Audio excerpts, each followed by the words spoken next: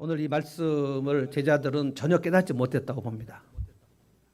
오늘 이 말씀을 우리 중에도 전혀 깨닫지 못하실 분들도 있다고 봅니다. 상당히 쉽지 않은 말씀이고 한국 교회 역사상 그리고 2000년 교회 역사상 이 말씀을 깨닫고 실천에 옮긴 그런 시대가 그렇게 많지 않습니다. 예수님이 정말 힘주어서 말씀하신 내용인데 제자들은 잘 깨닫지 못했습니다. 우리 중에 가장 누가 큰가 이 주제거든요. 이것이 이제 가치관의 문제이기 때문에 예수를 믿고 교회를 열심히 다닐 수 있는데 그 가치관이 변화되는 것은 진짜 어려워요. 그래서 예수를 믿는 것이 그 내 속에 가치관이 변화되는 것이라는 것이 같은 거라고 생각을 하기가 어려운데 실제로는 그게 같은 것입니다. 이 주제가 제자들이 예수님 따라다니면서 3년 동안 가장 큰 주제였습니다. 이 때만 한 게 아니고 여러분이 이제 마지막 6월절 만찬 때를 보면 6월절 만찬 장소에서도 예수님 앉으시고 12명이 앉아 있는 그 6월절 만찬이 이제 목요일 저녁이고 목요일 저녁이면 겟세마네 동산에서 주님이 체포되시는 시간이고 그러면 이제 잡혀서 그날 밤새도록 신문 받으시고 금요일 날 돌아가시는 성금요일 목요일 저녁까지 만찬장에서도 이 주제를 가지고 격렬하게 논쟁했습니다. 이 제자들의 현재 상태가 뭐냐면은 내가 가지고 있는 이 가치관이 얼마나 성경적인 것인지 얼마나 성경적이 아닌 것인지를 전혀 깨닫지 못해요. 베드로가 예수님의 엄청 칭찬을 받고 지난주에 우리 주는 그리스도십니다. 하나님의 아들이십니다. 그때 예수님이 베드로 엄청 칭찬하셨잖아요. 그리고 곧바로 예수님이 해야 될 십자가 사역에 대해서 얘기할 때 베드로가 강력하게 뜯어 말리면서 절대로 십자가에 돌아가시면 안 된다고 얘기해서 예수님이 엄청 꾸짖으셨거든요. 근데 그 이후에 제자 베드로가 예수님의 이 말씀, 네가 하나님의 일은 생각하지 않고 사람 일만 생각한다. 이 말씀을 깨달은 증거가 없습니다. 베드로만 그런 게 아니고 야고보와 요한은 지금 이제 내일 모레 본문을 보면 조용히 예수님께 와가지고 예수님 분명히 왕 되실 것인데 예수님 되시면 하나는 우편에 하나는 좌편에 야고보와 요한이 그거를 청탁을 합니다. 엄마를 시켜가지고 청탁했다는 본문도 나와 있습니다. 그러니까 이 제자들이 가지고 있었던 그 예수님이 왕 되신다는 것은 정말 변치 않는 생각이었어요. 이 가치관이 조금도 안 바뀝니다. 예수님이 이제 예루살렘 올라가시면 반드시 왕이 되신다. 그러니까 절대 예수님이 올라가셔서 돌아가시면 안 되는 거예요. 베드로도 그랬고 야고보와 요한도 그랬고. 근데 12명 다 그랬습니다.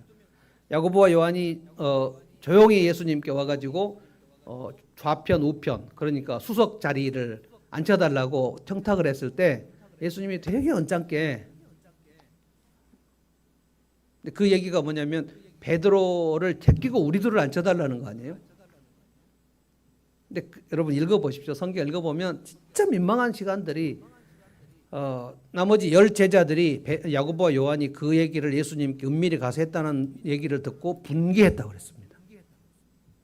그건 어떻게 그런 얘기를 예수님께 할 수가 있느냐로 분개한 게 아니고 야 저놈들이 그러면 첫 번째 두 번째 자리를 차지하면 우리는 어떻게 되는가.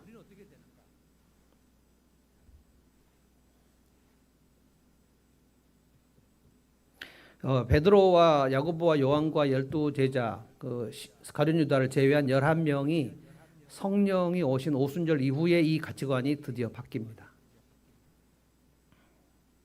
그래서 이제 초대교회 사도행전의 초대교회는 이 가치관이 바뀐 상태에서 예루살렘 교회가 이루어졌고 그리고 사도 바울이 안디옥 교회를 가서 전도하고 또 안디옥 교회에서 파송돼 가지고 고린도 교회를 개척하고 빌립보 교회, 에베소 교회 할 때 그 성경의 가치관이 오늘 예수님이 가르치는 가치관이거든요.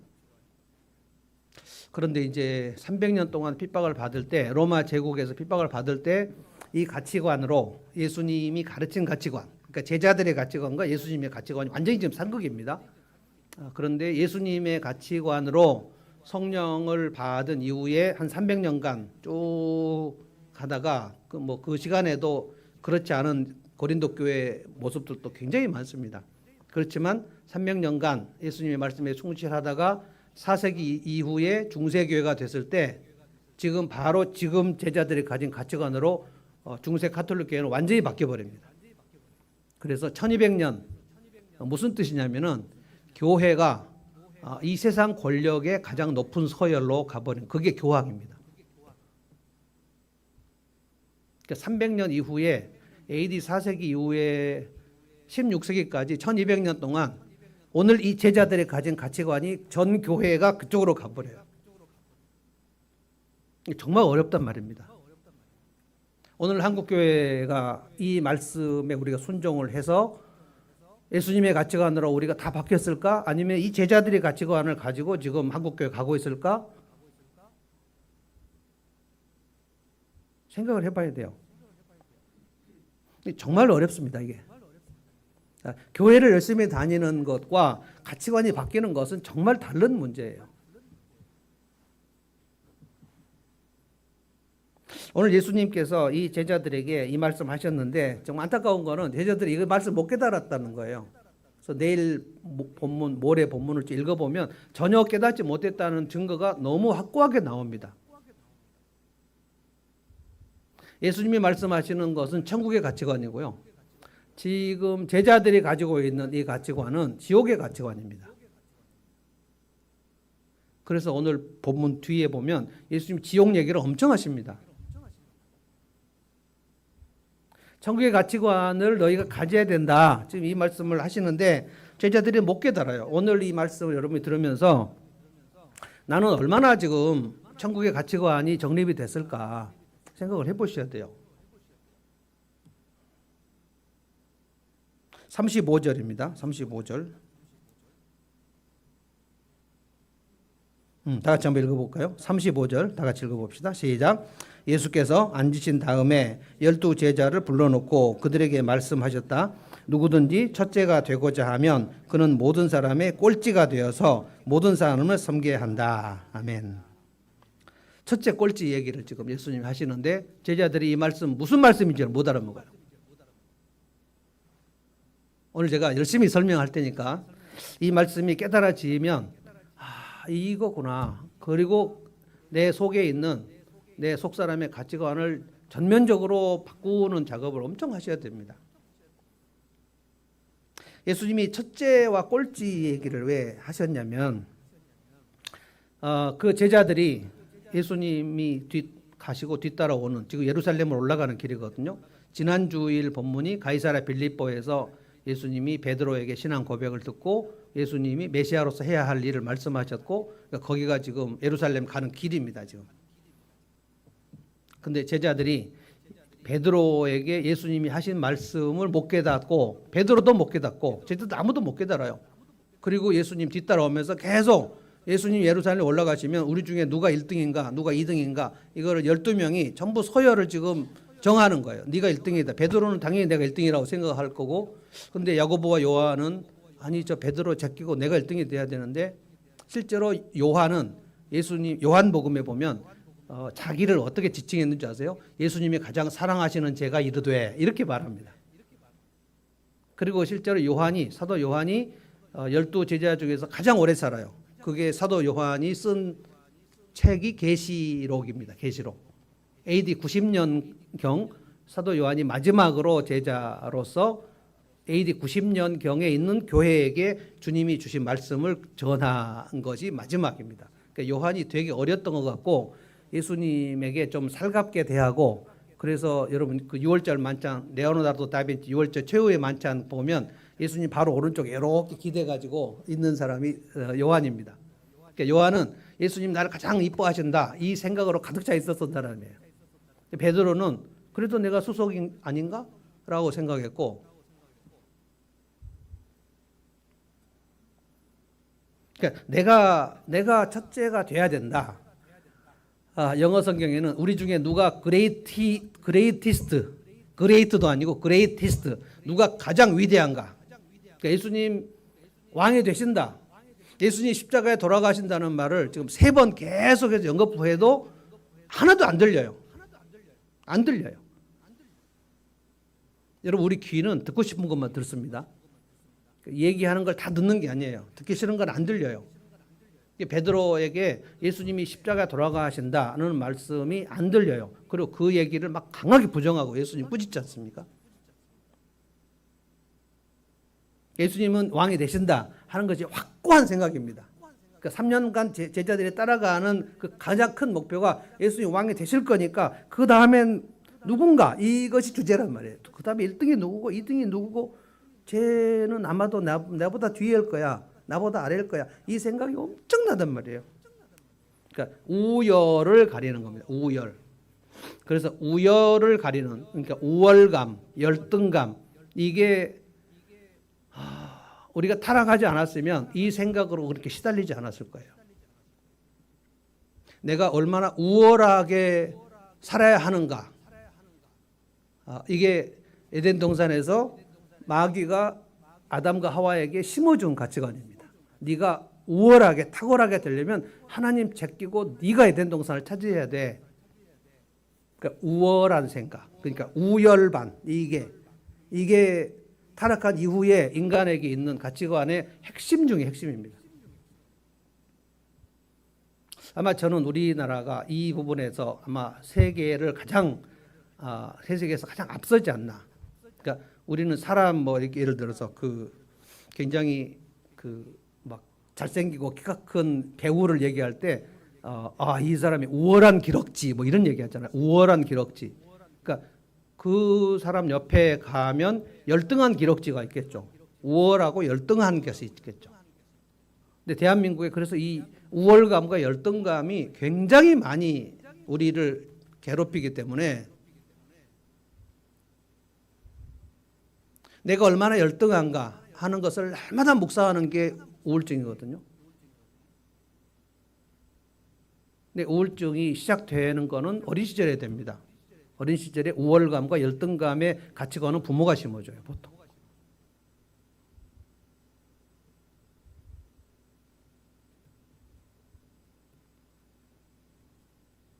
그러니까 내가 높아지려는 거는 뭐냐면 내가 열등하게 취급당하지 않겠다 이거예요. 내가 우월하게 되는 거. 그래서 교만한 것과 열등감은 같이 있는 겁니다. 저 사람이 되게 거들먹거린다. 그러면 저 사람 속에 열등감이 엄청 많아서 그런 겁니다. 내가 너보다 잘난 거야. 이것을 뻐기는 거잖아요. 뻐기고 거들먹거리는 게 내가 너보다 잘났어 라는 거잖아요. 너보다 나는 위야. 너는 내 아래야. 이게 지금 제자들의 가치관이란 말이에요. 근데 우리는 지금 대한민국에서 태어났을 때 이게 너무 우리에게 좀 익숙하게 돼가지고 우리 중고등학교 다닐 때는 전교 1등부터 꼴등까지 그 교장실 앞에 쫙 세웠어요. 그 반에 그 그래프 누가 잘하나 이거 이게 동서고금을 막론하고 그러니까 세계 제국을 만들었던 징기스칸이나 뭐 알렉산더나 뭐 나폴레옹이나 그들이 세계를 제패하려고 했던 그 이유가 내가 세계 최강이다. 그러니까 너희들은 내 밑이다. 이게 제국주의란 말이에요. 제국주의. 예수님을 따르는 제자들이라고 해서 이 타락한 본성에서 자유롭지 않습니다. 지금 누구나 지금 이 생각이 있는데 예수님을 믿고 예수님의 제자가 되면 이 우월과 열등의 이 가치관을 바꿔가지고 천국의 가치관으로 바꿔야 되는데 지금 예수님 제자들은 아직 이게 안 바꿔진 상태. 조금도 세팅이 바뀌지 않은 상태. 그래서 지금 제가 이 말씀하는 거예요. 예수를 믿지만 이 세팅이 조금도 안 바뀌어진 상태가 있을 수 있다는 거예요. 내가 너보다 높아. 너는 나보다 아래야. 지금 이 가치관이라고 말이에요. 근데 천국은 여러분 천국의 가치관은 뭐냐면 삼위일체 하나님이 영원히 사시는 곳이잖아요. 영원히 삼위일체 하나님, 성부, 성자, 성령 이분들이 성자 예수님이 아버지의 말씀에 순종하신다고 했고요. 성령께서 예수님을 드러내는 일, 그러니까 독생자 예수님은 아버지의 사랑을 드러내는 일을 위해서 이 땅에 오셨고 성령님은 예수님이 누구이신가를 드러내서 아버지의 사랑을 알리려고 성령님이 우리 안에 들어오신 겁니다. 그러니까 굉장히 그 질서가 있는데 서열은 아닙니다.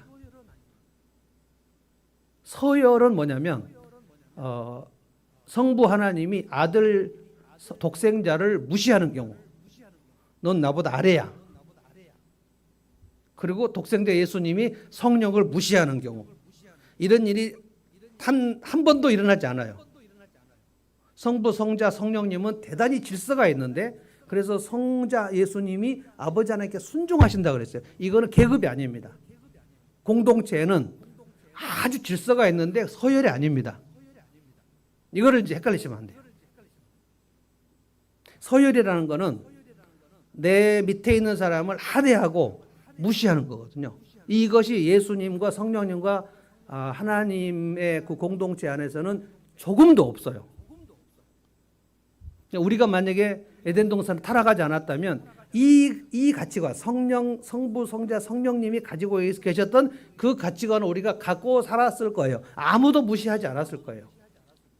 우열감이 없다. 우월감과 열등감이 없는 상태에서 살았을 텐데 타락을 해가지고 우월감과 열등감이 생겨버렸단 말이에요. 그러면 타락한 사람들은 이것이 당연한 거고 세상은 당연한 거예요. 예수를 믿게 되면 이 가치관이 바뀌는 것인데 제자들은 지금 전혀 안 바뀌었단 말이에요. 예수를 믿고도 이것이 전혀 안 바뀌는 경우가 대단히 많습니다. 우리 주님이 이 제자들을 보실 때 진짜 마음이 안 좋으신 거예요. 어떻게 얘들은 이렇게, 내가 그렇게 말하자면 예수님이 저자 직강으로 가르치시는 거 아니에요. 근데 이렇게 내가 열심히 가르치는데도 조금도 마음의 세팅이 우열감, 서열 중심, 계급 중심, 이 생각이 조금도 안 바뀌는가 굉장히 안타까워 하시는 거예요. 너희들이 내 제자가 아니었을 때는 그렇게 생각하는 게 맞아. 베드로, 안드레, 야고보, 요한은 어부들이잖아요. 갈릴리 어부들. 갈릴리 어부는, 갈릴리 사람들은 유대 사람들이 굉장히 천대했습니다. 갈릴리 나사렛에서 예수님 목수였잖아요. 대단히 천대받았을 거예요. 어부도 천대받았어요.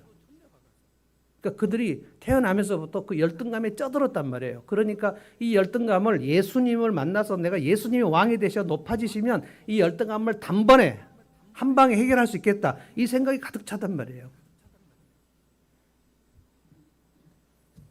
너희가 내 제자가 아니었을 때는 그렇게 생각하는 게 맞아. 그런데 지금 너희가 내 제자가 된 지 3년이 됐잖냐.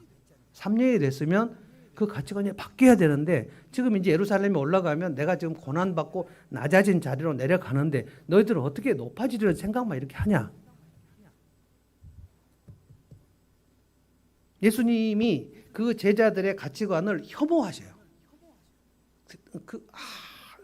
너무나 안타까워하세요. 혐오까지는 알지 모르지만 이게 왜 이렇게 안 될까? 그래서 35절 이 말씀하신 거예요. 다시 제가 한번 읽어보겠습니다.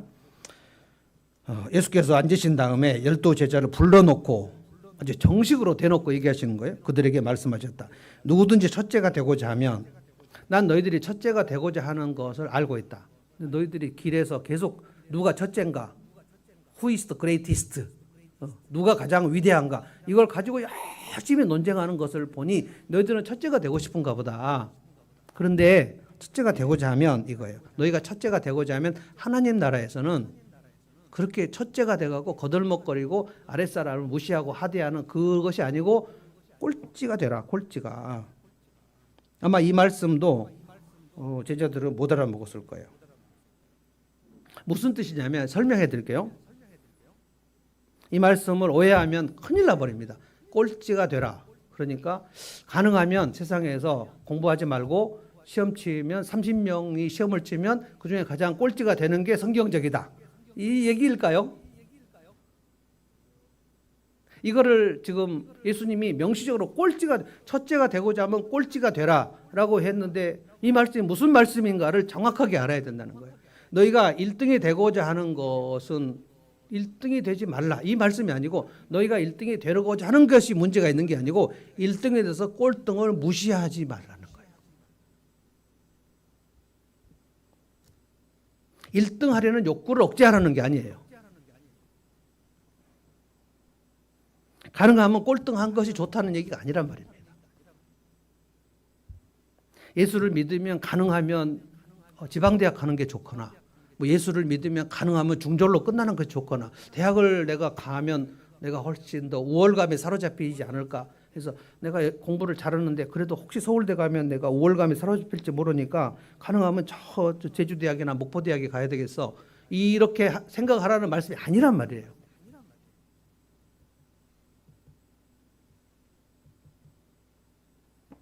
낮은 위치, 그 꼴찌가 된 그 사람을 하대하고 무시하고 경멸하는 그 일을 하지 말라는 뜻입니다.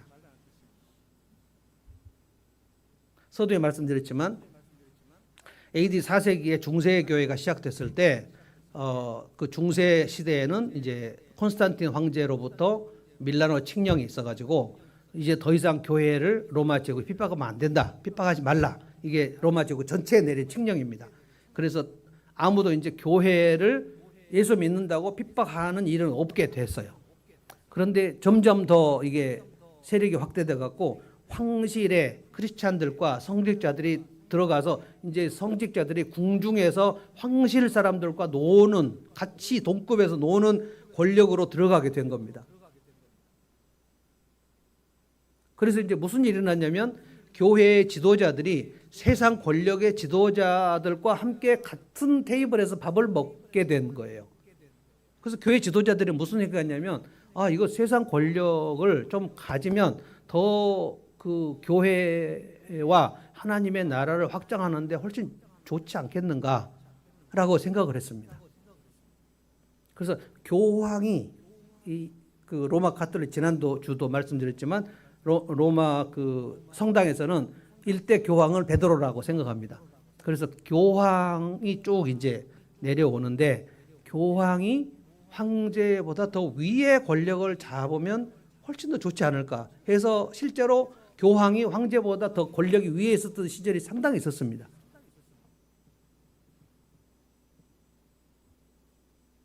저는 그래서 망했다고 봅니다. 그래서 이제 교회에서 성직자가 되면 엄청 대우를 받아요.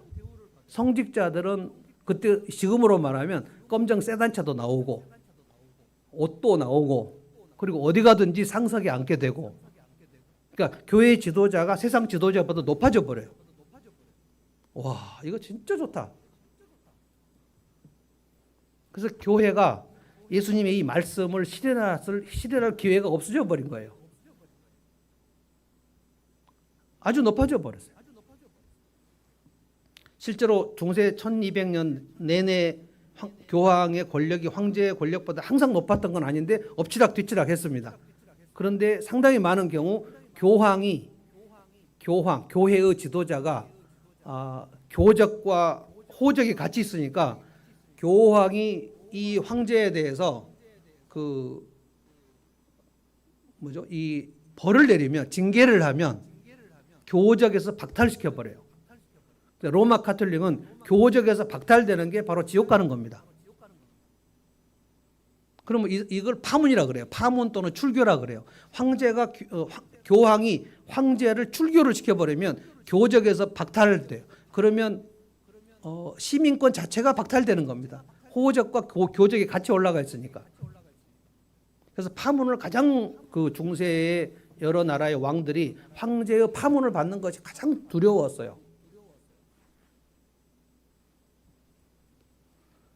그래서 이제 16세기에 와서 1200년 지난 이후에 사제였던 마틴 루터가 도대체 성경에 예수님의 가치관, 오늘 이 말씀에 보면, 마가복음 이 말씀에 보면 우리 교회가 세상 권력을 탐하여 세상에서 높은 위치로 가는 것이, 이것이 성경에 안 나오는데, 예수님의 가치관이 아니고 그 당시에 예수님을 따라다녔던 제자들의 가치관, 예수님이 그렇게 혹독하게 꾸짖었던 제자들의 가치관이 중세 천년에 있구나. 이건 성경적이 아니다. 그래서 성경으로 돌아가자라고 얘기했더니 교황이 루터를 죽이려고 그랬어요. 로마에서, 바티칸에서 군사를 보내가지고 독일에 있는 루터를 죽이려고 그 체포 군대가 갔습니다. 그런데 그 당시에 1200년이 지나 16세기에는 독일이나 프랑스나 영국이 이제 더 이상 교황의 권위에 대해서 인정하고 싶지 않은 그런 그 군대화가 되는 그런 구조가 돼가지고 독일의 제후들이 이 성의 루터를 보호하고 그 황제가 그 루터를 잡으러 온 군사들하고 싸워서 지켜줬어요. 독일의 루터를. 그래서 성 안에서 독일 제후들의 보호를 받고 성 안에서 뭘 했냐면 이 라틴어 성경을 독일어로 번역한 겁니다. 그래서 드디어 독일 평신도들이 독일말, 자국말로 된 성경을 1200년 만에 드디어 읽게 된 거예요. 종교개혁은 그래서 성경을 자기 나라 말로 읽게 된 개혁입니다. 성경에 없는 얘기를 1000년 동안 교회가 너무 많이 우려먹었더라. 그래서 영국에서도 틴데일이 영어 성경을 번역하고 프랑스에서도 번역하고 독일에서도 번역하고 그래서 중세 천년이 무너진 겁니다. 성경을 읽게 돼가지고. 그래서 개신교인들은 여러분과 저는 개신교인들이었잖아요. 개신교인들은 성경을 안 읽으면 개신교인이라고 하기는 참 어려워요. 지금도 로마 가톨릭 성당 다니는 사람들은 성경을 그렇게 열심히 읽으라고 신부님들이 얘기하지 않습니다. 그냥 열심히 성당에 참여해서 미사에 참여하면 돼요. 신부님 말씀을 잘 들으면 돼요.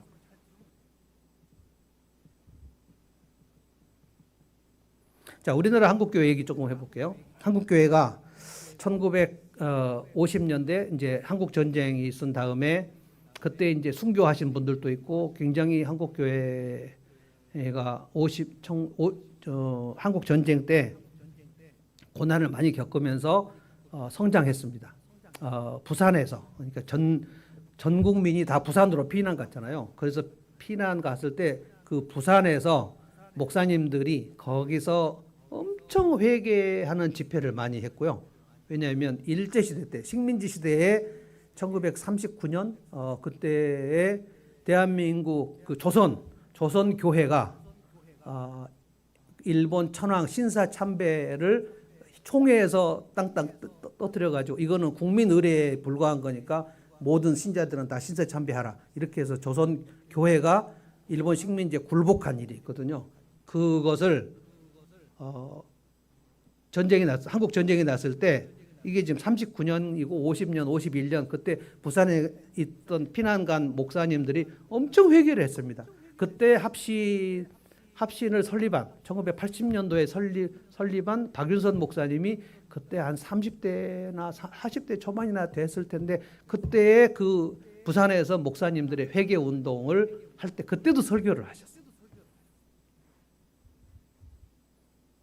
그래서 이제 60년 이후로 한국 교회가 굉장히 이제 뜨겁게 부흥회하고 사경회하고 막 불도 받고 성경도 배우고 그래서 사경회는 성경을 배우는 집회고 부흥회는 불 받는 집회고 이렇게 두 개가 같이 갔는데 1960년대 70년대가 그래서 막 굉장히 한국 교회가 전도를 많이 하던 때입니다. 그래서 막 400만, 500만, 600만 막 이렇게 쭉 올라가는 시대. 그래서 절정에 오른 게 1980년입니다. 1980년이 되었을 때 저는 이제 대학교 1학년이었는데 여의도에서 100만이 넘는 사람들이 우리나라 민족을 한국 교회가 다 복음화하자. 그래서 우리 세대에 복음화하자. 이래가지고 저는 대학교 1학년인데 그때가 1980년대 80년이 뭡니까? 5.18이 났던 때죠. 그런데 1980년 8월에 100만이 넘는 크리스찬들이 여의도에 모였어요. 굉장히 위험할 것 같은데 하나도 위험하지 않았어요. 그때 한국교회 지도자들이 전두환 그분과 굉장히 사이가 좋았어요. 전두환이 국가보위 상임위원회에서 이제 대통령이 될 때 한국교회 유명한 목사님들이 우리나라의 전두환 이 장군은 모세다. 우리 민족의 영도자다. 그래서 이 전두환 대통령을 아주 굉장히 칭찬하는 기도회를 열어줬어요. 그게 한국교회에 신사참배하고 거의 버금가는 죄악에 해당됩니다. 그분들이 지금도 우리나라 한국교회 지도자들입니다. 그리고 나서 이제 1980년이 딱 됐을 때 80년 중반쯤 됐을 때 제가 이제 합동신학교 1학년 들어갔는데 그때 이제 무슨 운동이 일어났냐면 우리나라 상층부를 다 크리스찬을 만들어서 우리나라를 정계, 학계, 관계에 전부 크리스찬들이 다 점령을 해가지고 거기 위로부터 전도를 하자. 이게 소위 말하는 고지를 점령하자는 겁니다. 고지론입니다. 고지론. 그래서 미국에 유학한 박사들과 그리고 석사 공부하는 엘리트들을 전부 우리가 가서 복음화하자. 그래서 한국교회 지도자들이 미국에 가가지고 유학생 수련회를 열었어요. 이게 코스타입니다. 코스타. 코리안 스튜던트 인 어브로드. 해외의 유학생 수련회. 이게 고지론이거든요. 그래서 우리나라에 정말 설교 잘하는 목사님들은 다 코스타에 갔습니다. 뭐 홍정길, 하용조, 이동원, 이런 분들, 김동호, 지금 아주 유명하신 분들, 지금 80대신 분들이 그때 이제 굉장히 젊었죠. 50대 정도 된 거예요. 지금 저보다 훨씬 더 이제 젊은 분들입니다. 그분들이 한국에서 미국에 가가지고 유학생들, 석사, 박사 하는 생들 수련회 하고 거기서 막 은혜 받고 거기 있는 그 학생들이 박사 학위를 받고 한국에 돌아왔을 때 서울대 이대 교수하고 막 그 변호사하고 검사하고 막 이렇게 해서 굉장히 엘리트들이 많이 예수를 믿었습니다. 그래서 우리나라 국회의원들 중에 예수 믿는 사람이 엄청 많습니다. 그래서 국회 조창 기도회라는 것도 만들고 그러니까 목사님들이 국회의원들을 초청해서 이 나라를 복음화할 지도자들이니까 기도하고 지금도 국회 조창 기도회가 매년 열립니다. 그거 요즘에는 설교 소강석 목사가 가서 설교합니다. 그런데 이제 그렇게 석사 박사들이 1980년 90년대에 미국 가서 그리고 또 유럽도 코리안 스튜던트 인 유럽 해가지고 코스테 일본에서도 있어요. 일본에 코리안 스튜던트 인 재팬에서 코스자 이거 다 했습니다. 그래서 일본 유학 간 사람들, 유럽, 영국, 독일 유학 간 사람들, 미국 간 사람들, 그 사람들 박사학위 받고 한국에 돌아왔을 때 우리나라의 유명한 교회 장로님들로 다 되고 그리고 정계학계에 다 들어왔습니다. 그리고 지금 2020년대니까 40년 흘렀죠. 무슨 영향이 있는 거죠? 한국 기독교는 지금 개독교라고 욕을 얻어먹는 시대가 되어버렸죠.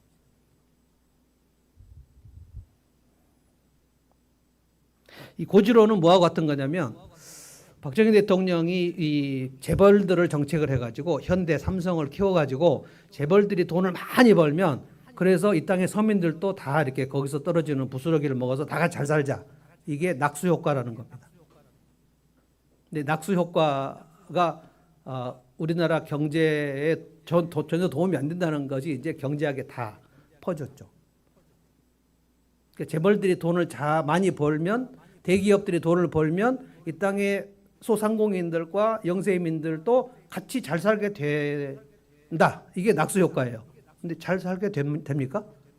절대 그렇지 않아요. 이걸 양극화라 그래요. 낙수 효과는 양극화를 낳습니다.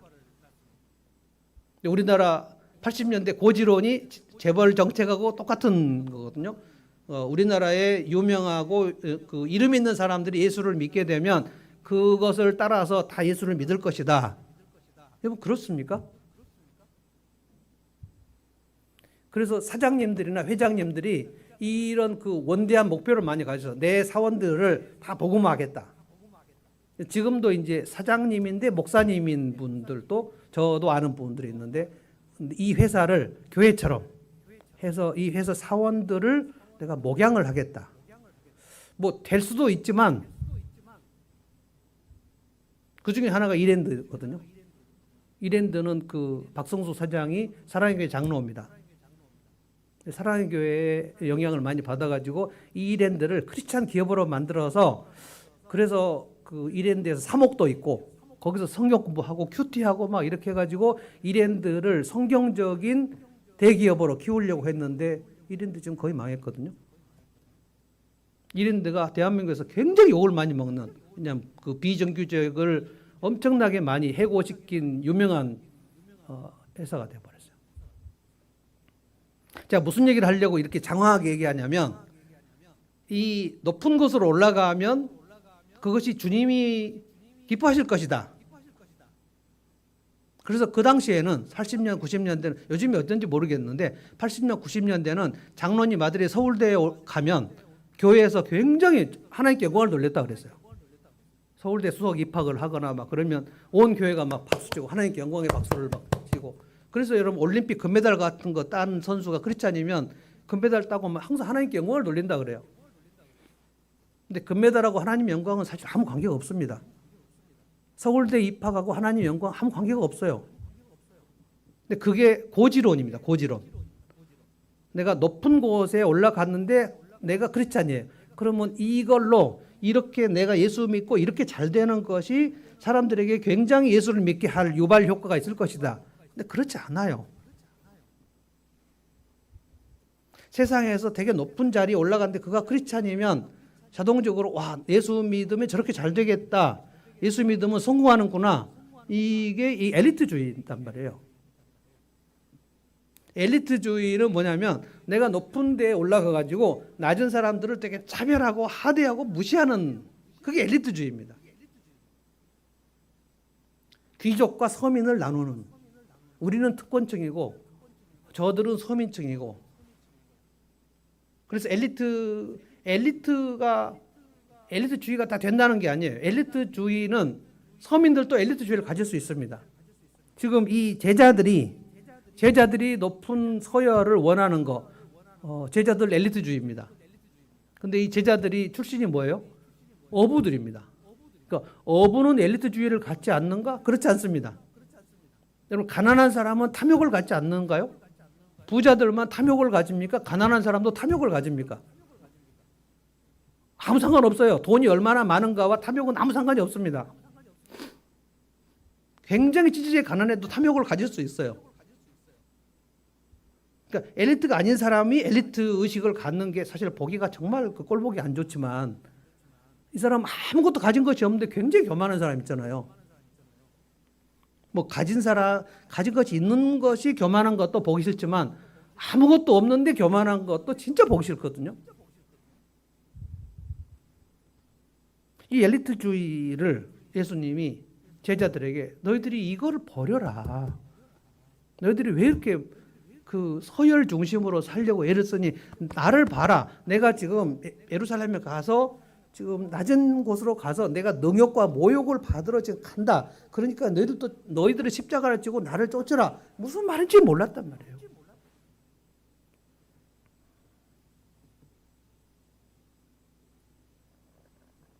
그래서 36절에 예수님께서 실볼교육을 하시려고 어린아이 한 명을 제자들 앞에 딱 세워놓고 말씀하신 거예요. 제가 읽어보겠습니다. 36절. 그리고 어린아이 하나를 데려다가 그들 가운데 세우신 다음에 그를 껴안아 주시고 그들에게 말씀하셨다. 37절을 우리 한번 다 같이 다시 읽어볼까요? 37절 시작. 누구든지 내 이름으로 이런 어린이들 가운데 하나를 영접하면 그는 나를 영접하는 것이요, 누구든지 나를 영접하는 사람은 나를 영접하는 것보다 나를 보내신 분을 영접하는 것이다. 아멘. 아멘. 여러분, 예수 영접하셨잖아요. 예수님을 영접하셨는데, 예수님을 영접하는 사람은 어린아이를 예수님 영접하는 그 차원에서 이 어린아이를 내가 예수님 영접하듯이 해야 되겠다. 예수님 하나 더 나가서 이 어린아이 하나를 영접하는 것이 나를 보내신 아버지 하나님을 영접하는 것이다. 그러니까 이 어린아이를 내가 얼마나 존중히 여길 것인가 하는 것이 그가 하나님을 얼마나 존중히 여기는가를 보여주는 것이다. 이 말씀이에요. 여러분, 이 말씀이 우리나라 그 조선 구한말에 있었던 동학운동, 최재우 선생이 창시한 동학운동의 핵심 캐치프레이즈입니다. 아세요? 인내천, 사람이 곧 하늘이다.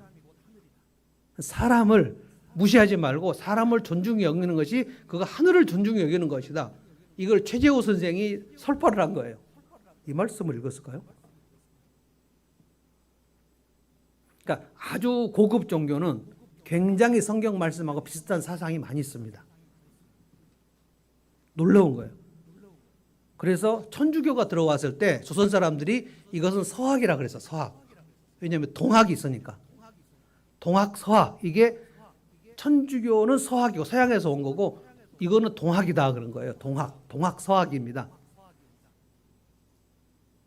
얼마나 엄청난 조선시대에 인내천이다. 사람을 그때는 지금 왕이 있고 귀족 양반이 있고 문반 무반 양반이고 중인이 있고 그리고 평민이 있고 천민이 있고 이게 완전 계급 사회잖아요. 이 계급 사회인 조선시대에 최재호 선생이 인내천이다.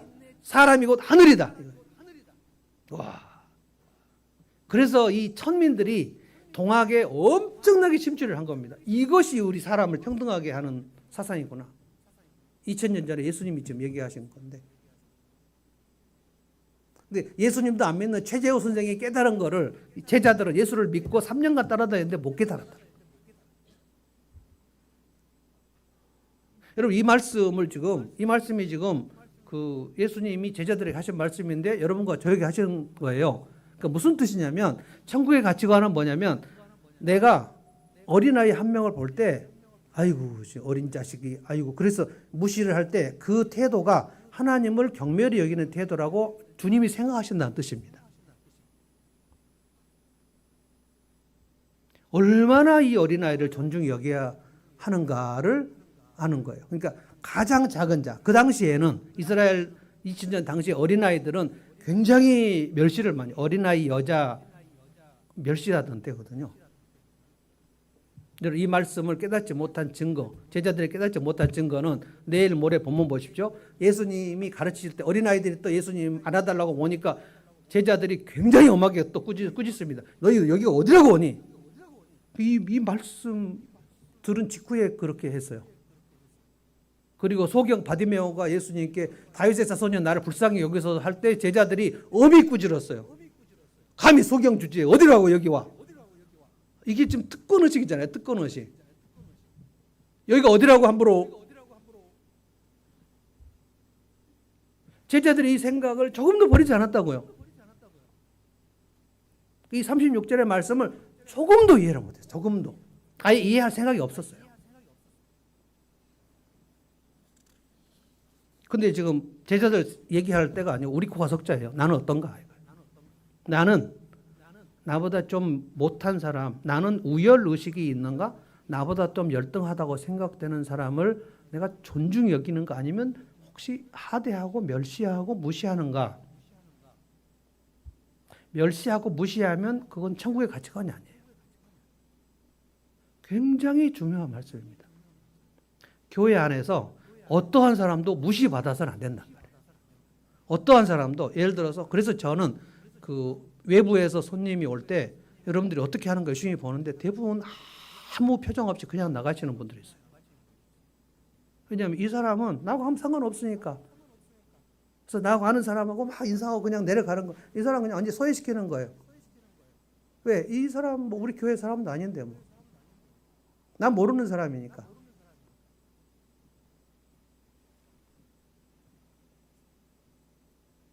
옛날에는 가부장 시대에는 어른들이 어린아이들을 젊은 아이들을 굉장히 멸시했습니다.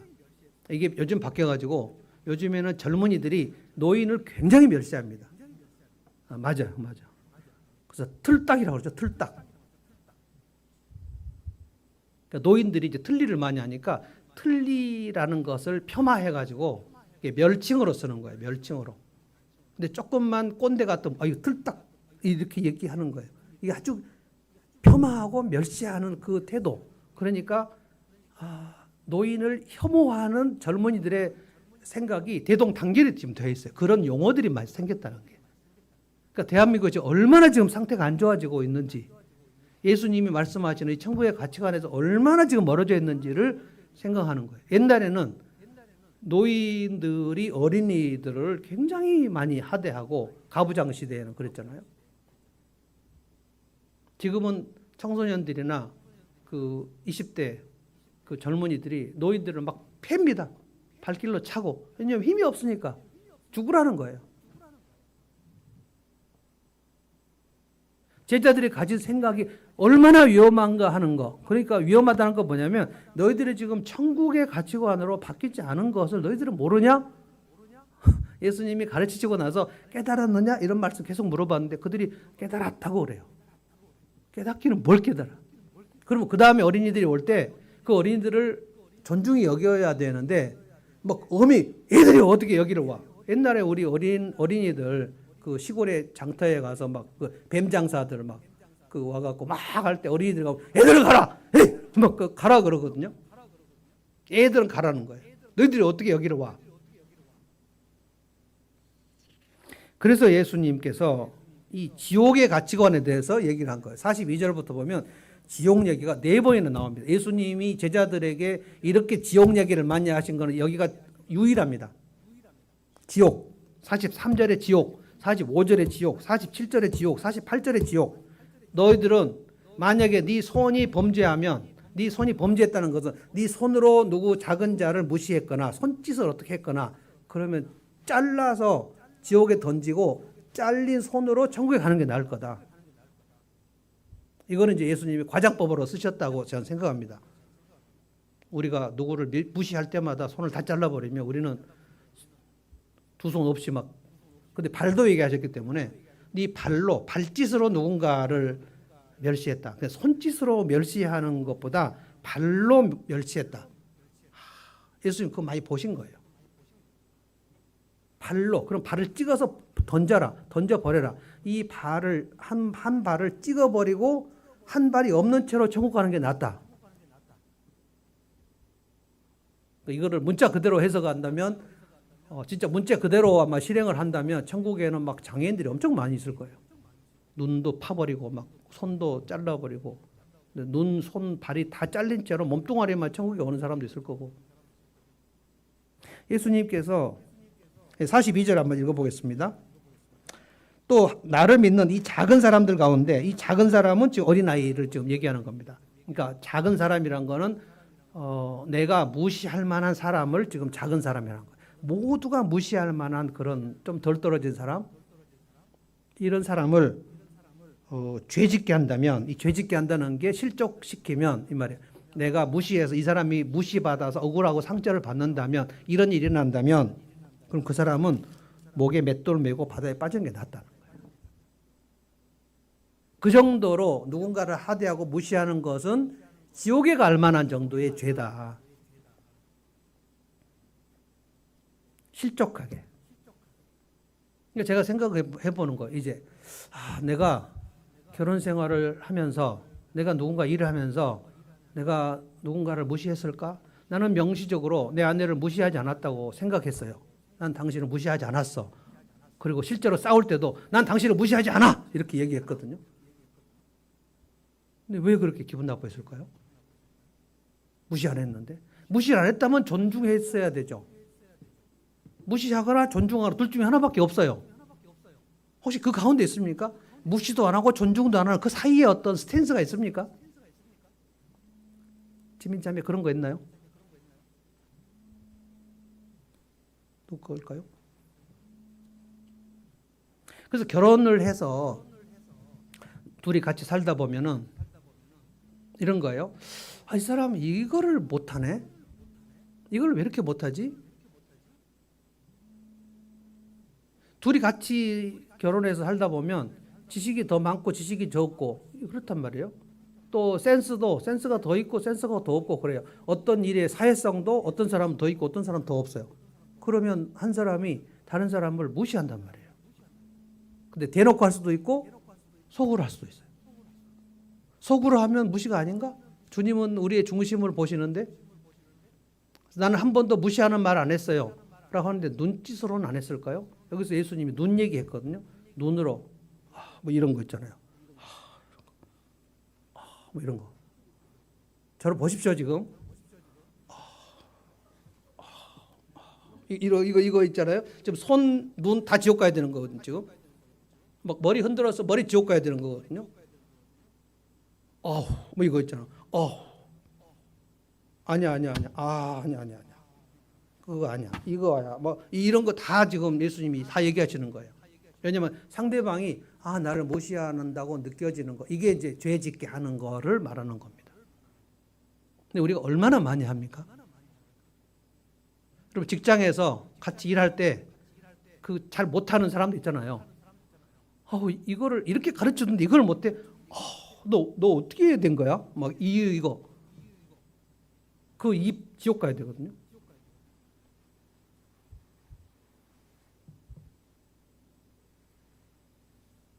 예수님이 얼마나 이거를 지옥에 갈 입과 손과 발과 눈에 대해서 얼마나 디테일하게 얘기하시는지 제가 이 말씀을 묵상해 볼 때 예수님 진짜 빡쳤구나. 제자들에게 진짜 빡쳐서 하시는 말씀이에요. 이렇게 지옥 얘기를 많이 말씀하시는 본문이 없다니까요. 한 자리에서 지옥을 4번이나 얘기하셨다고. 너희들 지옥 갈래? 왜냐하면 여러분 예수님이 제자들을 12명 중에서 한 사람이라도 무시하셨나요? 세리, 마태. 세리들은 모두 무시했습니다. 세리, 삭개오나 마태나 다 그 세리들, 창녀, 세리는 창녀 취급했거든요. 다 세리와 창녀가 그 당시에 죄인의 대명사입니다. 그러니까 세리, 마태, 레위라고도 하고 마태라고도 하는 그 사람 집에 가서 세리들과 얼마나 재밌게 식사하시고 놀고 창녀들하고도 얼마나 재밌게 놀고 나는 그 예수님이 창녀들하고 같이 밥을 먹을 때 그 창녀들이 예수님 앞에 품위 있는 말을 했을까? 절대로 그렇게 못했을 거라고 봅니다. 예수님 막 만지고 막 좀 그 성적으로 예수님하고도 막 어떻게 막 비비려고 하고 막 그러지 않았을까? 그럼 그때 예수님이 좀 경멸하는 눈으로 그 창녀들을 봤을까? 어떻게 했을까? 예수님 막 만지려고 할 때 예수님이 했을까? 만약에 그랬다면 창녀들은 천리 밖으로 도망갔을 거예요. 근데 창녀들이 예수님에게 이런 멸시를 받는다는 느낌이 한 번도 없었단 말이에요. 예수님 아예 그 가치관이 없다고. 얘가 창녀니까 내가 멸시해야지라는 생각이 없으세요. 이제 천국의 가치관이에요. 하대하는 마음이 없다고. 하대.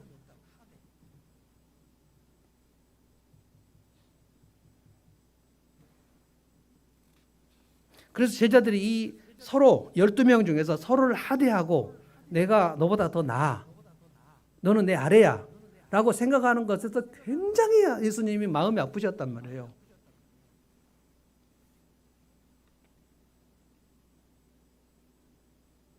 지금 한번 생각해 봅시다. 여러분이 하나님에 대해서 생각을 해볼 때, 내 하나님이 나를 사랑하셨는데 내가 예수를 믿는 동안에 하나님께서 오늘까지 나를 단 한 번이라도 무시하셨을까? 나를 단 한 번이라도 나를 경멸하셨을까? 우리는 하나님을 무시하고 소외시키고 경멸한 적이 참으로 많습니다. 우리는 하나님을 하나님으로 인정하지 않는 행위와 그런 생각을 많이 합니다. 지금도 우리가 예배를 드릴 때 진짜 만왕의 왕이신 높으신 하나님 앞에 우리가 그 태도로 앉아있지 않을 때가 참으로 많습니다. 하나님은 대단히 높으신 분이어서 우리에게 그렇게 소홀히 취급을 받으실 수 없는 분인데 우리는 아직 잘 몰라요. 안 보이는데 뭐 예배 드릴 때 막 그냥 하품도 하고 어떤 분은 또 제 정면에서 이렇게 하품을 하시는데 저는 막 깜짝 놀래요. 저 사람이 지금 여러분 사람 앞에서 어떻게 하품을 그렇게 크게 하실 수가 있어요? 근데 여기 있으니까 예배 다니니까 나를 사람을 안 보는 건가?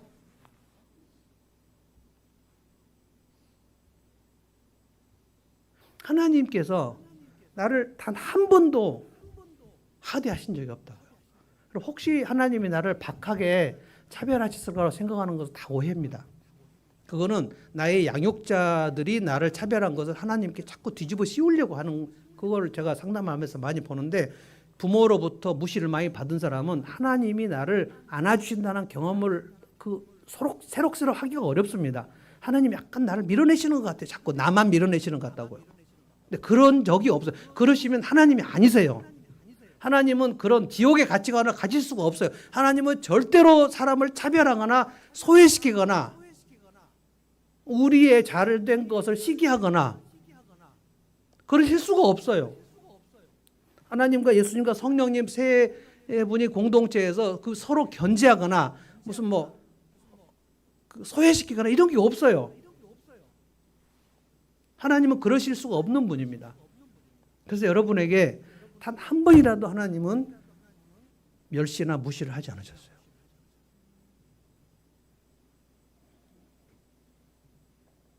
예수님이 이 말씀을 하신 거예요. 너희가 세상에서는 너가 예수 안 믿을 때, 내 제자가 아닐 때는 그렇게 사는 것이 맞지. 서로 무시하고 차별하고 하대하고 그리고 강한 자가 있으면 굽신거리고 약한 자가 있으면 발로 차고 넌 내 미치니까. 이게 서열 중심 아니에요? 근데 그러나 너희가 내 제자가 됐을 때는 이제 나와 아버지와 성령께서 어떻게 공동체를 이루는 걸 너희들 이제 좀 몸으로 보고 배워야 되는 거 아니냐. 우리 공동체잖아요. 공동체. 누가 누구를 소외시키고 밀어냅니까? 근데 이 사람은 왜 이렇게 덜 떨어졌을까? 왜 이 사람은 이렇게 미숙할까? 내가 이렇게 많이 알려줬는데도 왜 이렇게 모를까? 멸시하는 거잖아요. 그럼 그 눈빛이 예수님 말씀으로 하면 그 눈 바로 빼야 되거든요. 이 감각이 있어야 된다는 감각이. 내가 저 사람을 밀어내야 되겠어. 당신은 내 라인이 아니야 하고 딱 밀어낼 때 그 손, 예수님 이거 잘라버리라고 그랬잖아요. 자르고 천국 가야지. 이 손 안 자르고 있으면 너 손하고 같이 지옥 간다. 그냥 그 사람을 멸시하는 게 하나님을 멸시하는 거란 말이에요. 그 사람을 존중히 여기는 게 예수님이 네가 나를 존중히 여기는 그 태도로 그 사람을 존중히 여기는 거고 그 사람을 존중히 여기는 그 태도가 네가 하나님을 존중히 여기는 태도다. 인내천. 제가 좀 동학사상을 얘기하는 거죠. 그러니까 아무도 나의 멸시와 무시를 받을 사람이 아무도 없어요. 아무도 없다고요.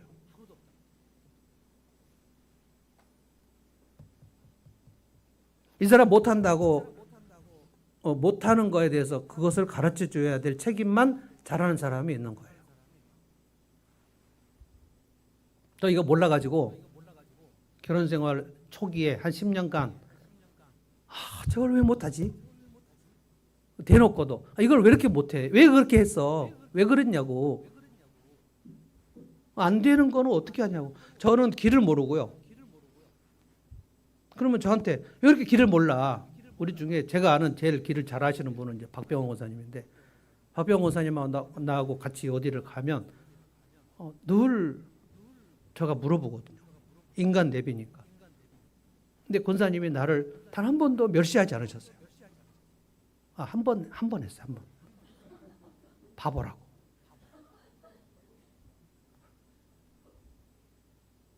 지옥 가셔야 돼요. 예수님이 산상보훈에서 말씀하셨잖아요. 너희가 형제를 향하여 미련한 놈이라고 하고 나가라고 하는 사람은 지옥불에 떨어져야 된다. 이 말씀이거든요. 그 멸시하는 그 입, 그거 지옥 가야 된다. 우리는 나도 모르게 지옥 갈래 지체들을 많이 지금 가지고 사는 거예요. 근데 너무 우리가 여기서 시어머니도 있고 며느리도 있고 그렇지만 제가 그 며느리들이 저한테 상담을 받을 때 시어머니로부터 당한 그 고통이 막 마음이 찢어질 만한 그 고통들을 말하거든요. 어떤 집은 그 며느리가 시댁에 와가지고 이제 좀 예쁘게 보이려고 막 이렇게 주무르고 막 그랬는데 그 시어머니가 자기 어머니한테 쟤 좀 모자란 것 같아요. 라고 얘기를 해버렸어요.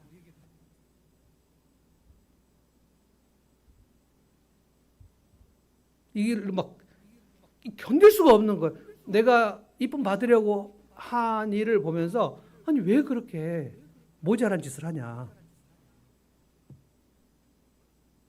평생 상처가 되는 거죠. 평생.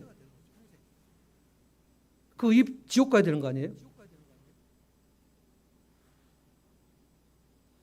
시어머니들이 어른들이 젊은이들에게 진짜 이상한 말을 많이 합니다. 엄마들이 아이들에게 진짜 이상한 말 많이 하거든요. 나가 뒤져라는 말도 많이 하고. 그래서 사람 구실은 하겠냐? 뭐 이런 소리도 많이 듣고. 그러면 전부 그 아이들이 그 에베소서로 말하면 마음이 노엽게 돼요.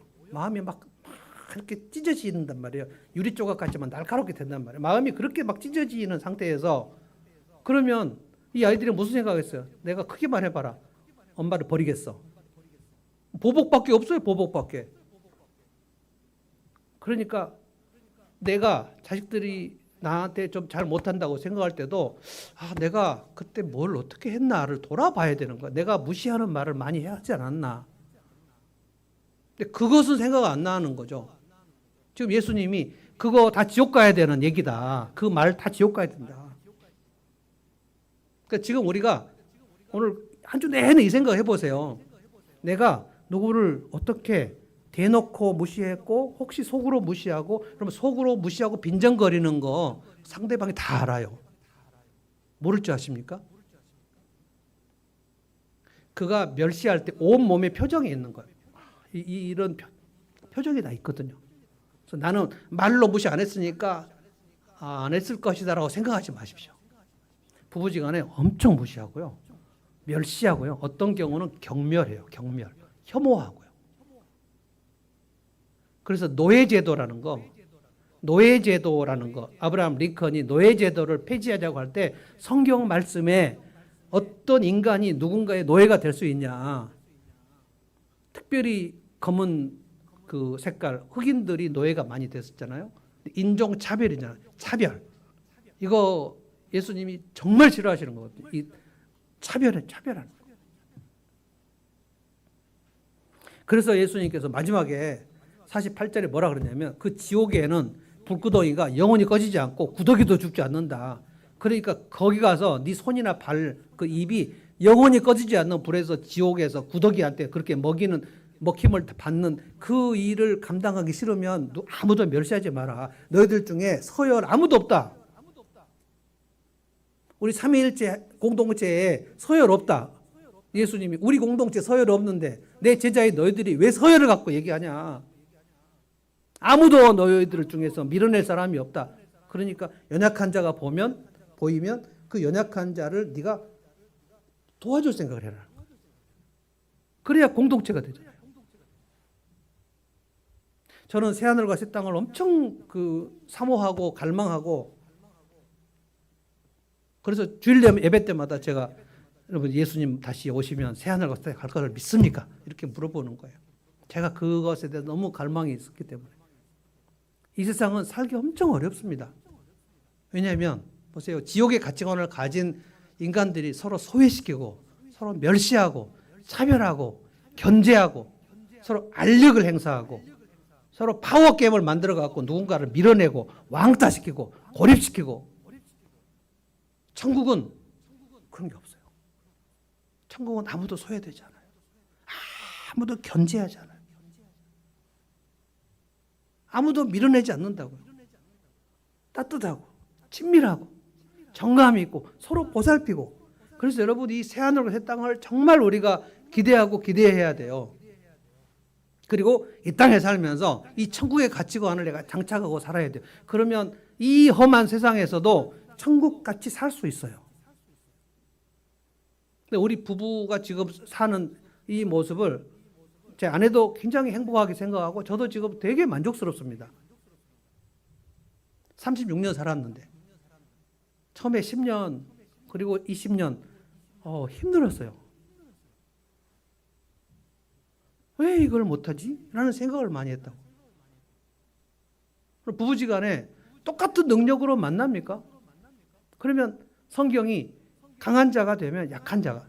여러분 오늘 제가 다시 이야기했는데 1등을 하지 말라는 게 아니에요. 1등을 해서 꼴등을 도와주면 되는 거예요. 이 꼴등을 니는 꼴등이야 라고 차별하지 말라는 뜻입니다. 가능하면 꼴찌가 되라는 말이 가능하면 꼴등이 좋다는 얘기가 아니에요. 근데 고지론도 아니에요. 엘리트주의도 아니에요. 공동체라는 거예요. 공동체. 그래서 내가 갖고 있는 것을 이 사람이 못 갖고 있을 때 왜 그걸 못 갖고 있어? 라고 하지 말고 이거를 내가 끌어안고 그래 내가 도와줄게. 그래서 이 존재를 소중히 여기는 태도 이거 천국의 가치관이에요. 우리 주님이 그렇게 우리를 해주셨고 그렇게 해주셨으면 나도 그렇게 해야 되는 거란 말이에요. 자 찬송하겠습니다.